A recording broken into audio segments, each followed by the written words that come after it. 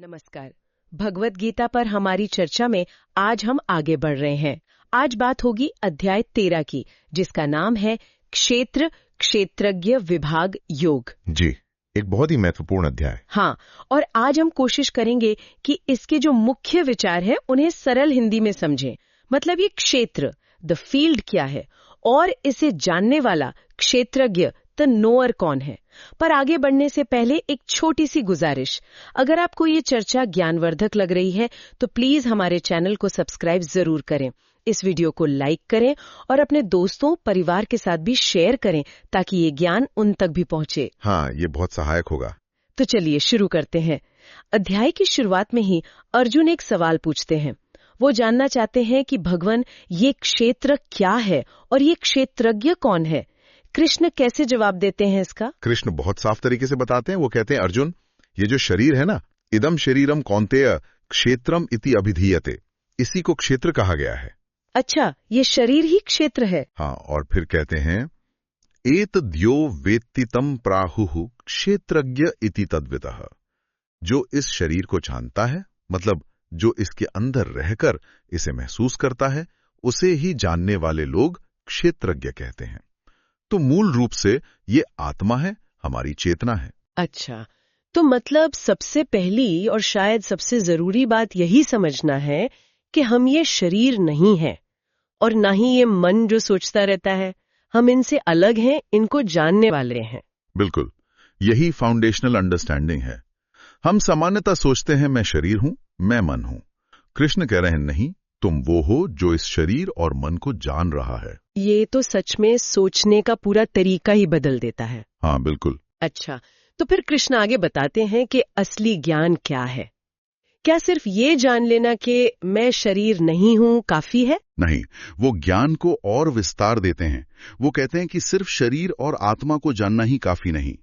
असली ज्ञान है क्षेत्रम क्षेत्रज्ञम चैव माम विद्धि सर्व क्षेत्रेषु भारत, क्षेत्र क्षेत्रज्ञ योर ज्ञानम यत्त ज्ञानम मतम मम।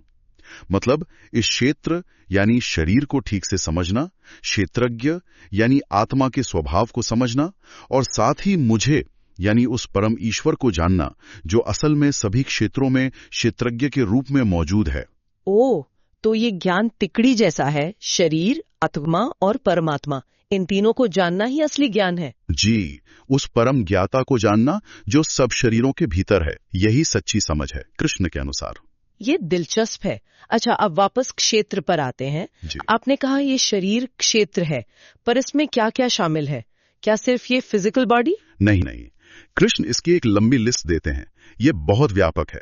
इसमें सबसे पहले आते हैं 5 महाभूत, पृथ्वी, जल, अग्नि, वायु और आकाश, जिनसे ये स्थूल शरीर बना है। ठीक है, द बेसिक एलिमेंट्स। हाँ, फिर आते हैं अहंकार, बुद्धि और अव्यक्त प्रकृति, मतलब प्रकृति का वो मूल रूप जिसे सब बनता है।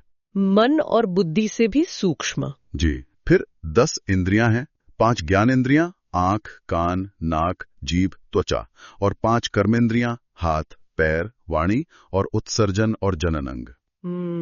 और इनके साथ है मन। तो ये 11 हो गए। और फिर इंद्रियों के विषय भी हैं, रूप, रस, गंध, स्पर्श, शब्द। यही नहीं रुकते कृष्ण।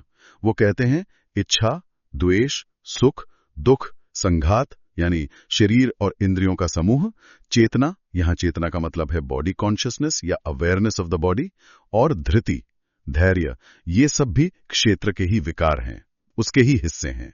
अरे बाप रे, मतलब हमारा पूरा अनुभव जगत ही क्षेत्र हो गया। मेरा शरीर, मेरी सोच, मेरी पसंद नापसंद, मेरा सुख दुख, सब कुछ। हाँ बिल्कुल, ये सब वो इंस्ट्रूमेंट हैं जिनसे हम अनुभव करते हैं, पर ये सब बदलते रहते हैं, ये अस्थाई हैं। ये हमारा सच्चा मैं यानी क्षेत्रज्ञ नहीं है। क्षेत्रज्ञ इन सब से परे है, इनको देखने वाला, जानने वाला है। ये समझना तो काफी गहरा है। इसका मतलब है कि हमें इन चीजों से आइडेंटिफाई नहीं करना चाहिए। बिल्कुल, यही विवेक है। अच्छा, अब कृष्ण ज्ञान के साथ कुछ गुणों की भी बात करते हैं, क्योंकि जैसा आपने कहा ज्ञान सिर्फ किताबी नहीं होता। वो गुण कौन से हैं जो सच्चे ज्ञानी में दिखते हैं? हाँ, ये बहुत महत्वपूर्ण सूची है। श्लोक 7 से 11 तक ये दिखाते हैं कि ज्ञान जीवन में कैसे उतरता है। कुछ मुख्य गुण हैं: अमानत्वम, मान की इच्छा न होना, विनम्रता, अदम्भित्वम, दंभ या पाखंड का अभाव। अहिंसा, मन वचन कर्म से किसी को दुख न देना। शांति, क्षमाशीलता। आर्जवम, सरलता, सीधापन। आचार्य उपासनम, गुरु की सेवा। शोचम, बाहर और भीतर की पवित्रता। स्थैर्यम, स्थिरता, अपने लक्ष्य पर टिके रहना। आत्मविनिग्रह, मन और इंद्रियों पर नियंत्रण। ये तो बहुत सारे हैं। जी, और भी हैं। इंद्रियार्थेषु वैराग्यम, इंद्रियों के विषयों में अनासक्ति। अनहंकार, अहंकार का अभाव। जन्म मृत्यु जरा व्याधि दुख दोषानुदर्शनम, जन्म मृत्यु बुढ़ापा बीमारी दुख, इन दोषों को बार बार देखना, जीवन की क्षणभंगुरता को समझना। ये बहुत प्रैक्टिकल लगता है। हाँ। फिर असक्ति, पुत्र स्त्री घर आदि में मोह न रखना। अनभिष्वंगः, मतलब अत्यधिक लगाव न होना। नित्यंच समचित्वत्वम, इष्टानिष्टो पपत्तिषु, प्रिय या अप्रिय कुछ भी मिले उसमें हमेशा सम रहना, विचलित न होना। समता भाव, इक्विनिमिटी। बिल्कुल। मयि चानन्य योगेन भक्तिरव्यभिचारिणी, मुझ में ईश्वर में अनन्य और अव्यभिचारी भक्ति। विविक्त देश सेवित्वम, एकांत स्थान में रहने का स्वभाव। अरतिर जनसंसदी, भीड़ भाड़ वाली जगह में मन न लगना। अध्यात्म ज्ञान नित्यत्वम, अध्यात्म ज्ञान में निरंतर लगे रहना। तत्व ज्ञानार्थ दर्शनम, तत्व ज्ञान के अर्थ यानी परमात्मा को ही सब जगह देखना। एतत् ज्ञानमिति प्रोक्तम, अज्ञानम यततो अन्यथा, इसे ही ज्ञान कहा गया है और जो इसके विपरीत है वो अज्ञान है। ये लिस्ट तो कमाल की है। ये सिर्फ गुण नहीं, ये तो जीवन जीने का तरीका है। ये दिखाता है ज्ञान और चरित्र कितने जुड़े हुए हैं। सही कहा। ज्ञान सिर्फ बुद्धि का विषय नहीं, वो इन गुणों के रूप में जीवन में प्रकट होता है। ये गुण ज्ञान के फल भी हैं और साधन भी। समझ गए। ठीक है, तो अब अगला सवाल, वो अंतिम सत्य क्या है जिसे जानना चाहिए? गेयम, द नोबल, कृष्ण किसे जानने को कहते हैं? कृष्ण यहाँ परम ब्रह्म का वर्णन करते हैं। गेयम यत्तत् प्रवक्ष्यामि यज्ञात्वा अमृतम पश्नुते, मैं उसे बताऊंगा जिसे जानकर अमृत तत्व मिलता है, अमरता मिलती है। वो कहते हैं अनादिमत परम ब्रह्म न सत न सदुच्यते। वो ब्रह्म अनादि है, परम है, उसे ना सत कह सकते हैं न असत। वो इन श्रेणियों से परे है। सत और असत से परे, ये कैसे? हाँ, क्योंकि हमारी भाषा और बुद्धि सीमित है। वो वर्णन करते हैं सर्वतः पाणिपादम तत्सर्वतो अक्षशिरो मुखम सर्वतः श्रुतिमल्लोके सर्वमावृत्य तिष्ठति, मतलब उसके हाथ पैर आंखें सिर मुख कान सब जगह है। वो सब कुछ को घेर कर स्थित है। वो बाहर भी है भीतर भी। चर भी है अचर भी है। बाहर भी भीतर भी, ये विरोधाभासी लगता है। हाँ, पर ये उसकी सर्वव्यापकता दिखाता है। वो इतना सूक्ष्म है कि इंद्रियों से जाना नहीं जाता, दूर भी है पास भी है। अविभक्तम च भूतेषु विभक्तम इव च स्थितम, वो बटा हुआ न होते हुए भी प्राणियों में बटा हुआ सा लगता है। वही सबका भरता पालन करने वाला, ग्रसिष्णु संहार करने वाला और प्रभविष्णु उत्पन्न करने वाला है। ज्योतिषामपि तज्ज्योति, वो ज्योतियों का भी ज्योति है। तमसः परमुच्यते, अंधकार से परे हैं। ज्ञानम गेयम ज्ञान गम्यम हृदि सर्वस्य विष्ठितम, वही ज्ञान है वही गेय है और ज्ञान से पाने योग्य है और सबके हृदय में बैठा है। ये वर्णन बहुत भव्य है। इसका सार यही है कि वो परम चेतना हर जगह है, हमारे अंदर भी। जी, और इस एकता को महसूस करना ही शांति का रास्ता है। अच्छा, अब अध्याय में दो और बहुत महत्वपूर्ण शब्द आते हैं, प्रकृति और पुरुष, नेचर एंड स्पिरिट। हाँ। ये गीता के कोर कॉन्सेप्ट्स हैं। इनका क्या रिश्ता है? हाँ, ये समझना बहुत जरूरी है। कृष्ण कहते हैं प्रकृतिम पुरुषम चेव विद्यर नादि उभावपी, प्रकृति और पुरुष दोनों को ही तुम अनादि जानो, सदा से है। प्रकृति यानी मैटर या नेचर, इससे ही सारे विकार और तीनों गुण सत्व रजस तमस उत्पन्न होते हैं।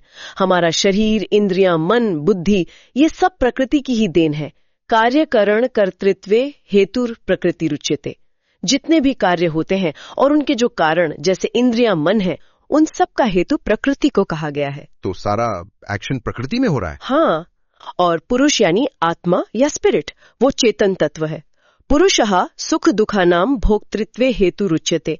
ये पुरुष प्रकृति में स्थित होकर प्रकृति से उत्पन्न सुख दुखों को भोगता है, इसलिए इसे भोक्ता कहा गया है। लेकिन पुरुष तो साक्षी है ना, वो भोक्ता क्यों है? हाँ, पुरुष असल में साक्षी है, लेकिन पुरुषः प्रकृतिस्थो ही भुंक्ते प्रकृतिजान गुणान कारणम गुणसंगोस्य सदसद्यो निजन्मसु। मतलब पुरुष प्रकृति में स्थित होकर प्रकृति के गुणों सुख दुख मोह आदि को भोगता है, और इन गुणों का संग करना, उनसे जुड़ जाना ही उसके अच्छी बुरी योनियों में जन्म लेने का कारण है। वो खुद को कर्ता और भोगता मान लेता है। ओह, तो ये अटैचमेंट, ये संग ही बंधन का कारण है। बिल्कुल। आत्मा शुद्ध है, पर प्रकृति से आइडेंटिफाई करके उसके गुणों से जुड़कर वो बंधन में पड़ जाती है। तो फिर इस बंधन से मुक्ति कैसे मिले? कृष्ण क्या उपाय बताते हैं? और इस समझ तक पहुंचने के क्या अलग अलग तरीके हैं? हाँ, कृष्ण अलग अलग रास्ते बताते हैं, क्योंकि सबका स्वभाव अलग है। ध्यानेन आत्मनि पश्यन्ति केचित् आत्मानम् आत्मना। कुछ लोग ध्यान योग से अपने ही भीतर आत्मा का दर्शन करते हैं। मेडिटेशन से। जी। अन्य सांख्येन योगेन। दूसरे लोग ज्ञान योग्य सांख्य से तत्वों के विवेक द्वारा आत्मा को जानते हैं। कर्मयोगेन चापरे। और कुछ लोग कर्मयोग से निष्काम कर्म करते हुए इसे पाते हैं। और अगर कोई इन रास्तों पर ना चल पाए, उनके लिए भी उम्मीद है। अन्यत्वेव मजानन्तः श्रुत्वान्येभ्योपासते ते पिचाति तरन्त्येव मृत्युम श्रुति परायणः। श्लोक 26। जो लोग इन मार्गों को नहीं जानते, वे दूसरों से, ज्ञानी पुरुषों या शास्त्रों से सुनकर श्रद्धापूर्वक उपासना करते हैं। वे सुनने को ही परायण मानकर उस पर चलकर मृत्यु रूपी संसार से तर जाते हैं। वाह, मतलब श्रद्धा से सुनना भी एक मार्ग है। ये तो बहुतों के लिए राहत की बात है। बिल्कुल, सुनने की शक्ति बहुत बड़ी है। इस अध्याय में एकता देखने पर भी बहुत बल दिया गया है। सीइंग वननेस, ये क्या है? समम सर्वेषु भूतेषु तिष्ठन्तं परमेश्वरम विनश्यत स्वविनश्यन्तम यह पश्यति सह पश्यति। जो व्यक्ति सभी नष्ट होने वाले शरीरों में उस अविनाशी परमेश्वर को समान रूप से स्थित देखता है, वही वास्तव में देखता है। सब में एक ही ईश्वर को देखना। हाँ, चाहे कोई भी प्राणी हो, चींटी से हाथी तक, सब में वही एक आत्मा, वही परमात्मा समान रूप से है। जो इस एकता को देखता है, वो न तो अपने आप को नष्ट करता है, न दूसरों को, क्योंकि वो जानता है कि आत्मा अमर है। यही सच्ची दृष्टि है। और इसी से अकर्तापन का विचार भी जुड़ता है ना, कि आत्मा करती नहीं है। हाँ, बिल्कुल। प्रकृत्येव च कर्माणि क्रियमाणानि सर्वशः यह पश्यति तथात्मानम् अकर्तारम् स पश्यति।